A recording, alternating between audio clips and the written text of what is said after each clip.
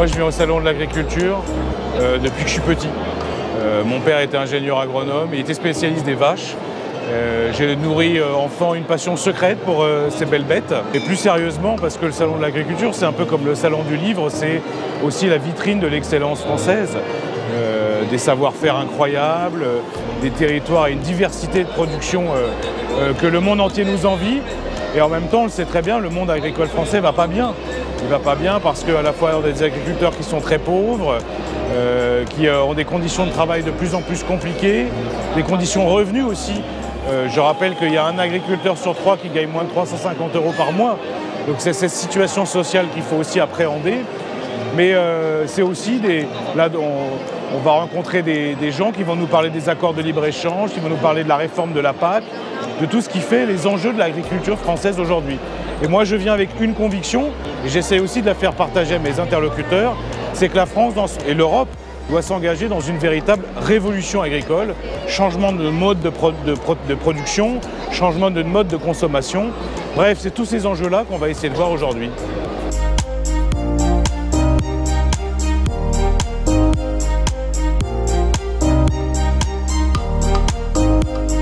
Donc là, on est dans les locaux parisiens du Parlement européen. On était hier au Salon de l'Agriculture et c'est l'occasion de faire un bilan de cette journée qui a été très riche. C'est une journée passionnante et d'ailleurs, on a rencontré des professionnels passionnés. Alors passionnés, concernés, souvent innovants et beaucoup étaient inquiets aussi. Inquiets parce qu'au-delà des discours des pouvoirs publics et singulièrement celui de Macron sur l'amour des terroirs, la vérité, c'est que le gouvernement actuel ne fait pas grand-chose, ni pour améliorer les conditions de travail des agriculteurs, ni d'ailleurs pour améliorer la qualité des produits que les Françaises et les Français consomment. Et on voit bien cette hypocrisie, ce double langage d'un président, d'une équipe gouvernementale qui prétend défendre les agriculteurs, mais qui en même temps considère que l'agriculture, c'est une marchandise comme une autre. C'est la raison pour laquelle ils font rien sur la PAC.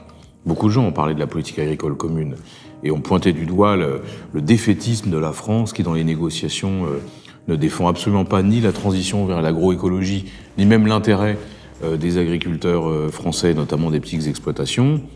Chacun aussi s'accorde à reconnaître qu'il y a une contradiction entre la soi-disant défense de l'agriculture et la signature de tous les traités de libre-échange, que ce soit le CETA, le GEFTA et d'autres accords qui sont actuellement en négociation, qui mettent en péril très clairement les éleveurs, les producteurs français, notamment dans le secteur ovin par exemple, ou les producteurs de lait.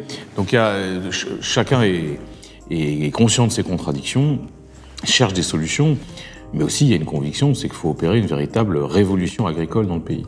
Cette révolution agricole, elle passe évidemment par la transition vers une agroécologie. Alors, certains disent agriculture raisonnée, moi je pense qu'il faut aller au-delà, là il faut vraiment penser, subventionner, investir dans la transition générale vers le bio.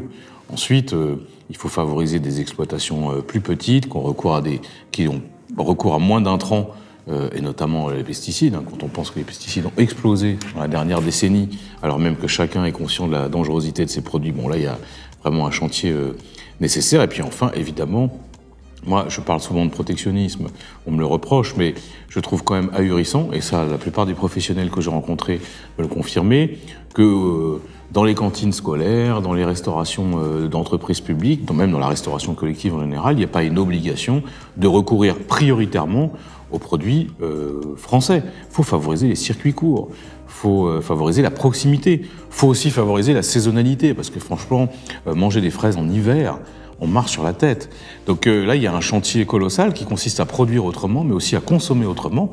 Et évidemment, ça se pense au niveau français, ça peut se penser aussi au niveau européen, mais les rapports de force sont quand même compliqués. Donc commençons déjà par notre propre pays et donnons l'exemple. Donnons l'exemple dans nos administrations, donnons l'exemple dans nos écoles, donnons l'exemple dans les entreprises.